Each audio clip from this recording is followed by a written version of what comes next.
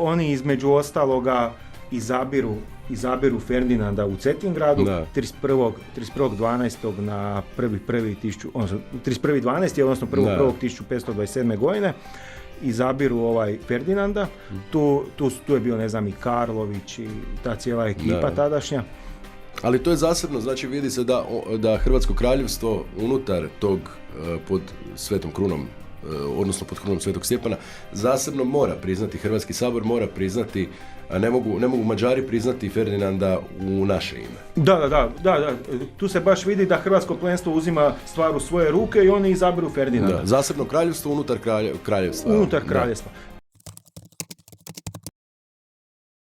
Početkom 18. stoljeća, odnosno 1720. godina, u život Valpova i valpovačkog vlastelinstva ulazi obitelj Hillebrand von Brandau na čelu s Petrom II. Antunom, koji je bio jedan od čelnih ljudi u dijelovima vlasti Habsburške monarhije. Dok je barun Petar djelovao i naravno živio u Beču, u njegovo su ime na neki način upravljali i vodili cijelo vlastelinstvo upravitelji, koji su naravno bili zaduženi i za dogradnju Valpovačkog dvorca i naravno svih drugih potrebnih građevina na prostoru cijelog Valpovačkog vlastelinstva.